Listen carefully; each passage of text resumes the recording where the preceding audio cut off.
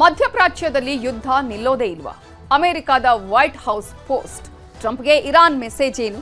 ದೇಶದಲ್ಲಿ ತೈಲ ಗ್ಯಾಸ್ ಅಭಾವ ಹೇಗಿದೆ? ಜನರಿಗೆ ಪ್ರಧಾನಿ ಮೋದಿ ಸಂದೇಶವೇನು? ಮಹಾಯುದ್ಧ ಡೇ 29.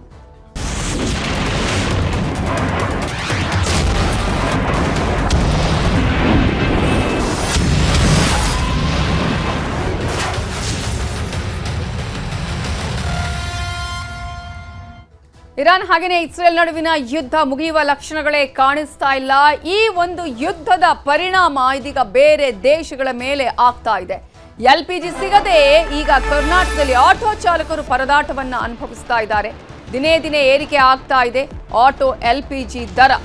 ಈಗಾಗಲೇ LPG ದರದಲ್ಲಿ ಏರಿಕೆ ಮಾಡ್ತಾನೆ ಇದ್ದಾರೆ.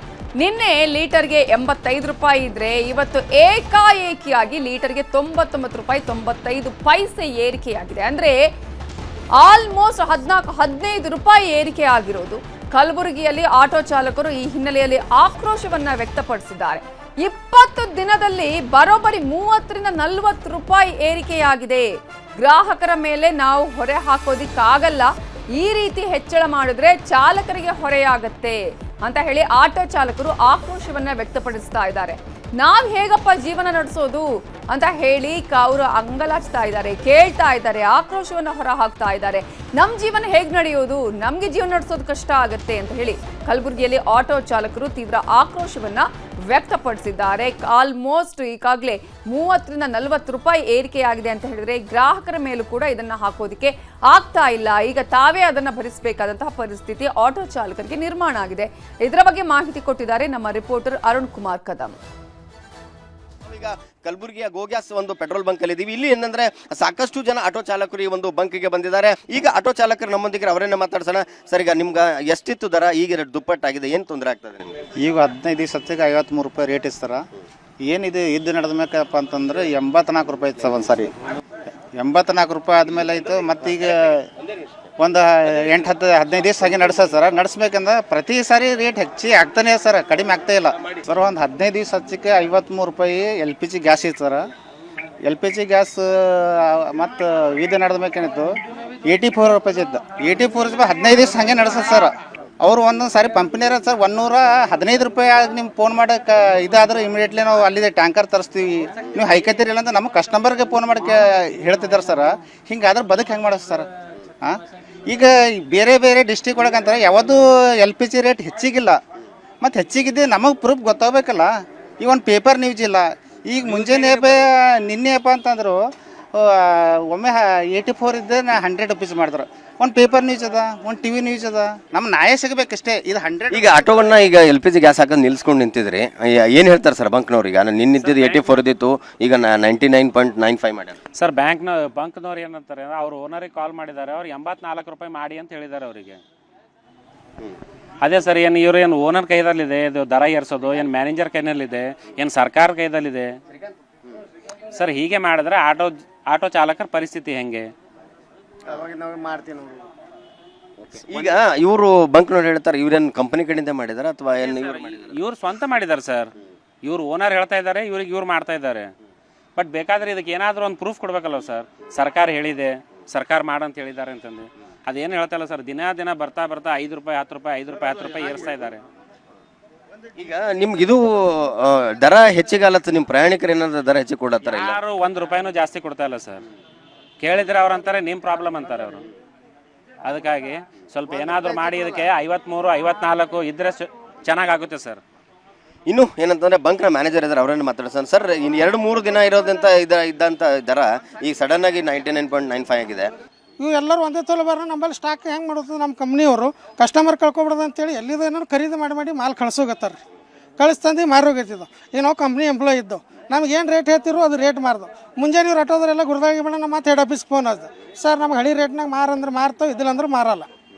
ನೀವು 100 ರೂಪಾಯಿ ಅಂದ್ರೆ ಭೀ ಇದು ಮಾಡಿದ್ರೆ ಭೀ ಇದು ಇಲ್ಲ.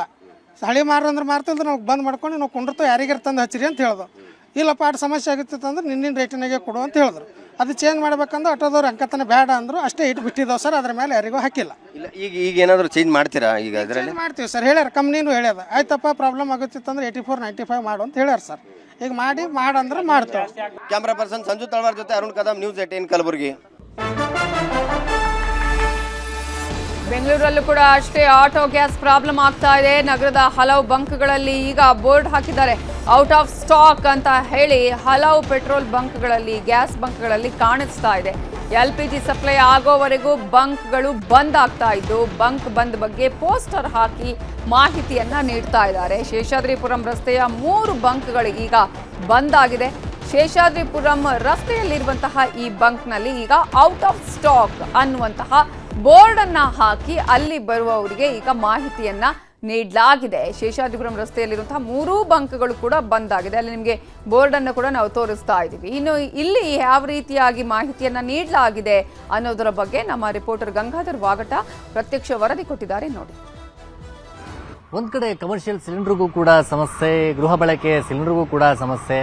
ಈಗ ಬರ್ತಾ ಬರ್ತಾ ಆಟೋ ಗ್ಯಾಸ್ಗೂ ಕೂಡ ಪ್ರಾಬ್ಲಮ್ ಆಗಿರುವಂತದ್ದು. ಈಗ ನಾವು ಶೇಷಾದ್ರಿಪುರಂ ರಸ್ತೆಯಲ್ಲಿದ್ದೇವೆ. ಇದು ಗ್ಯಾಸ್ ಸಪ್ಲೈ ಇಲ್ಲದೆ ಈ ಒಂದು ಇದನ್ನ ಬಂಕ್ ಅನ್ನ ಕ್ಲೋಸ್ ಮಾಡಲಾಗಿರುವಂತದ್ದು. ಇದು ನೋಡಬಹುದು ಯಾವ ರೀತಿ ಅಂತ ಅಂದ್ರೆ ಇಲ್ಲಿ ಪ್ರತಿನಿತ್ಯ ಕೂಡ ನೂರಾರು ಆಟೋಗಳು ಬರ್ತಾ ಇತ್ತು. ಇದು LPGಯ ಆಟೋ ಗ್ಯಾಸ್ ಏನಿದೆ ಇದು ಟ್ರೂ ಗ್ಯಾಸ್ ಅಂತೇಳಿ ಇದು ಪ್ರತಿನಿತ್ಯ ಒಂದು ಸಾಲಾಗಿ ವೆಹಿಕಲ್ಸ್ ನಿಲ್ತಾ ಇತ್ತು. ಆದ್ರೆ ಸಪ್ಲೈ ಇಲ್ಲದೆ ಅಂದ್ರೆ ಈ ಒಂದು ಟ್ರೂ ಗ್ಯಾಸ್ಗೆ ಸಪ್ಲೈ ಇಲ್ಲದೆ ಸಂಪೂರ್ಣವಾಗಿ ಈಗ ಕ್ಲೋಸ್ ಮಾಡಲಾಗಿದೆ. ಸಿಬ್ಬಂದಿ ಕ್ಲೋಸ್ ಮಾಡಿದ್ದಾರೆ. ಇದು ಗ್ಯಾಸ್ ಇದು ಬರೋವರೆಗೂ ಕೂಡ ಇನ್ನೊಂದು 2-3 ದಿನಗಳ ಕಾಲ ಇಲ್ಲಿ ಗ್ಯಾಸ್ ಬರೋದಿಲ್ಲ ಅಂತ. ಅಂದ್ರೆ ಟ್ರೂ ಗ್ಯಾಸ್ ಆಗಿರ್ಬೋದು, ಗೊಬರ್ ಗ್ಯಾಸ್ ಆಗಿರ್ಬೋದು, ಮತ್ತೆ ಟೋಟಲ್ ಗ್ಯಾಸ್ ಅಂತೇಳಿ ಒಂದಿದೆ. ಅಂದ್ರೆ LPG ಎಲ್ಲ ಬೇರೆ ಬೇರೆ ಕಂಪನಿಗಳಿರುವಂತದ್ದು. ಅದರಲ್ಲಿ ಆಟೋ LPG ಗ್ಯಾಸ್ನ ಇದು ಟ್ರೂ ಗ್ಯಾಸ್ ಅಂತೇಳಿ ಇದು ಕ್ಲೋಸ್ ಮಾಡಿದ್ದಾರೆ. ಕಾರಣ ಇಷ್ಟೇ, ಸಪ್ಲೈ ಆಗ್ತಾ ಇಲ್ಲ ಅನ್ನೋದು ಅವರು ಇಲ್ಲಿ ಸಿಬ್ಬಂದಿಗಳು ಕೂಡ ಹೇಳ್ತಾ ಇರುವಂತದ್ದು. ಸದ್ಯ ಕ್ಲೋಸ್ ಮಾಡ್ಕೊಂಡಿದ್ದಾರೆ.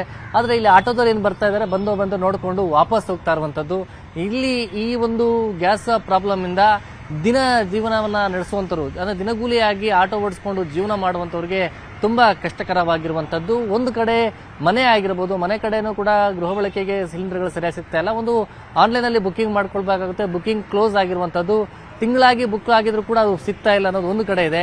ಆದ್ರೆ ಈ ಒಂದು ಜೀವನವನ್ನ ನಡೆಸೋಕೆ ಜೀವನಾಧಾರವಾಗಿದ್ದಂತ ಆಟೋವನ್ನ ಏನೋ ಒಂದು LPG ಒಂದು ಗ್ಯಾಸ್ ಅನ್ನ ಇಟ್ಕೊಂಡಿದ್ರು, ಟ್ರೂ ಗ್ಯಾಸ್ ಅದರಲ್ಲಿ ಇಟ್ಕೊಂಡು ಅಂದ್ರೆ ಪ್ರತಿನಿತ್ಯ ಒಂದಿಷ್ಟು ಲೀಟರ್ ಅಂತ ಹೇಳಿ ಅವರು ತೆಗೆದುಕೊಂಡು ಹೋಗ್ತಾ ಇದ್ರು.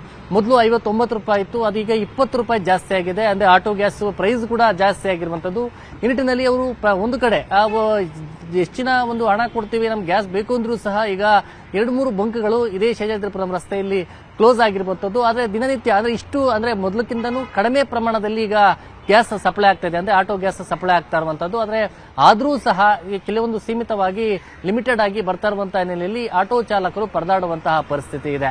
ಕ್ಯಾಮರಾ ಪರ್ಸನ್ ನೂರ್ ಜೊತೆ ಗಂಗಾಧರ್ ವಕ್ತ, ನ್ಯೂಸ್ 18 ಬೆಂಗಳೂರು. ಆಂಬ್ಯುಲೆನ್ಸ್ ಮತ್ತು ಇನೋವಾ ನಡುವೆ ಮುಖಾಮುಖಿ ಡಿಕ್ಕಿಯಾಗಿ ಉರುಳಿ ಬಿದ್ದಿದ್ದಾರೆ ರೋಗಿ ಇದ್ದಂತಹ ಒಂದು ಆಂಬ್ಯುಲೆನ್ಸ್ ಉರುಳಿ ಬೀಳುವ ದೃಶ್ಯ CCTVಯಲ್ಲಿ ಸೆರೆಯಾಗಿದೆ. ಇದು ಬಾಗಲಕೋಟೆಯ ನವನಗರದಲ್ಲಿ ನಡೆದಿರುವಂತಹ ಘಟನೆ. ಆಂಬ್ಯುಲೆನ್ಸ್ ಮತ್ತು ಇನೋವಾ ನಡುವೆ ಮುಖಾಮುಖಿ ಡಿಕ್ಕಿಯಾಗಿದೆ, ಉರುಳಿ ಬಿದ್ದಿದೆ ರೋಗಿ ಇದ್ದಂತಹ ಆಂಬ್ಯುಲೆನ್ಸ್. ಆ ಆಂಬ್ಯುಲೆನ್ಸ್ ಉರುಳಿ ಬೀಳುವ ದೃಶ್ಯ CCTVಯಲ್ಲಿ ಸೆರೆಯಾಗಿದೆ. ಯಾಕಂದ್ರೆ ಆಂಬ್ಯುಲೆನ್ಸ್ ಹೋಗುವ ಸಂದರ್ಭದಲ್ಲಿ ಜಾಗ ಮಾಡಿಕೊಡ್ಬೇಕು ಅನ್ನುವಂತಹದ್ದು ಇದೆ. ಆದರೆ ಇಲ್ಲಿ ಈ ಕಡೆಯಿಂದ ಫಾಸ್ಟ್ ಆಗಿ ಹೋಗ್ತಾ ಇದ್ದಂತಹ ಆಂಬ್ಯುಲೆನ್ಸ್ಗೆ ಇನ್ನೊಂದು ಕಡೆಯಿಂದ ಬಂದಂತಹ ಇನೋವಾ ಡಿಕ್ಕಿ ಹೊಡೆದಿದೆ. ಆಗ ಆಂಬ್ಯುಲೆನ್ಸ್ ಯಾವ ರೀತಿಯಾಗಿ ಉರುಳಿ ಬಿದ್ದಿದೆ ಅನ್ನೋದನ್ನ ನೀವು ನೋಡ್ತಾ ಇದ್ದೀರಿ. ಆ ಒಂದು ಆಂಬ್ಯುಲೆನ್ಸ್ ನಲ್ಲಿ ರೋಗಿ ಕೂಡ ಇದ್ರು. ಅವರ ಪರಿಸ್ಥಿತಿ ಏನಾಗಿದೆ ಅನ್ನೋದ್ರ ಬಗ್ಗೆ ಇನ್ನಷ್ಟೇ ಮಾಹಿತಿ ಲಭ್ಯವಾಗಬೇಕಾಗಿದೆ. ಸ್ಥಳೀಯರಿಂದ ಆಂಬ್ಯುಲೆನ್ಸ್ ನಲ್ಲಿ ಇದ್ದವರ ರಕ್ಷಣೆ ಮಾಡಲಾಗಿದೆ ಅನ್ನೋದನ್ನ ಕೂಡ ನಾವು ಈಗಾಗಲೇ ಮಾಹಿತಿಯನ್ನು ಕೊಡ್ತಾ ಇದ್ದೀವಿ. ನವನಗರದ KSRTC ಸರ್ಕಲ್ ಬಳಿ ಈ ಒಂದು ಆಕ್ಸಿಡೆಂಟ್ ನಡೆದಿರೋದು. ಆ ದೃಶ್ಯವನ್ನೇ ನೀವು ನೋಡಬಹುದು. ಈ ಕಡೆಯಿಂದ ಆಂಬ್ಯುಲೆನ್ಸ್ ಹೋಗ್ತಾ ಇದ್ರೆ ಅಟ್ಲೀಸ್ಟ್ ಸೈರನ್ ಆದ್ರೂ ಕೇಳಿಸುತ್ತೆ, ಅಟ್ಲೀಸ್ಟ್ ಸ್ವಲ್ಪ ಸ್ಲೋ ಆದ್ರೂ ಮಾಡಬೇಕು. ಏನೂ ಇಲ್ಲ, ಈ ಕಡೆ ಆಂಬ್ಯುಲೆನ್ಸ್ ಹೋಗ್ತಾ ಇದ್ರೆ ಇನ್ನೊಂದು ಕಡೆಯಿಂದ ಬಂದಂತಹ ಇನೋವಾ ಆಂಬ್ಯುಲೆನ್ಸ್ಗೆ ಡಿಕ್ಕಿ ಹೊಡೆದಿದೆ. ಆ ಡಿಕ್ಕಿ ಹೊಡೆದಂತಹ ರಭಸಕ್ಕೆ ಅಲ್ಲಿ ರೋಗಿ ಕೂಡ ಇದ್ರು. ಆದ್ರೆ ಆ ಆಂಬ್ಯುಲೆನ್ಸ್ ನಲ್ಲಿ ಇದ್ದಂತಹವರನ್ನ ಸ್ಥಳೀಯರು ರಕ್ಷಣೆ ಮಾಡಿದ್ದಾರೆ ಅನ್ನುವಂತಹ ಮಾಹಿತಿ ಕೂಡ ಲಭ್ಯ ಆಗಿದೆ. ಅಟ್ಲೀಸ್ಟ್ ಆಂಬ್ಯುಲೆನ್ಸ್ ಹೋಗುವ ಸಂದರ್ಭದಲ್ಲಿ ಎಲ್ಲಾ ವೆಹಿಕಲ್ಗಳು ಆಲ್ಮೋಸ್ಟ್ ಪಕ್ಕಕ್ಕೆ ಸರಿದು ಅವರಿಗೆ ಜಾಗ ಮಾಡಿಕೊಡ್ತಾರೆ. ಆದ್ರೆ ಇಲ್ಲಿ ಯಾವುದೇ ಎದುರುಗಡೆಯಿಂದ ಬಂದಿಲ್ಲ ಅಥವಾ ಹಿಂದುಗಡೆಯಿಂದ ಬಂದು ಗುದ್ದಿದ್ದಲ್ಲ. ಇನ್ನೊಂದು ಕಡೆಯಿಂದ ಬಂದಂತಹ ಇನೋವಾ ಕಾರು ಆಂಬ್ಯುಲೆನ್ಸ್ಗೆ ಡಿಕ್ಕಿ ಹೊಡೆದಿದೆ. ಆ ಇನೋವಾ ಕಾರು ಕೂಡ ತುಂಬಾ ಫಾಸ್ಟ್ ಆಗಿ ಇತ್ತು. ಅದು ಬರ್ತಾ ಇರುವಂತಹ ಒಂದು ವೇಗವನ್ನು ನೋಡಿದ್ರೇನೆ ಗೊತ್ತಾಗುತ್ತೆ. ಆ ಡಿಕ್ಕಿ ಹೊಡೆದ ರಭಸಕ್ಕೆ ಆಂಬ್ಯುಲೆನ್ಸೇ ಮಗಚಿ ಬಿದ್ದಿದೆ.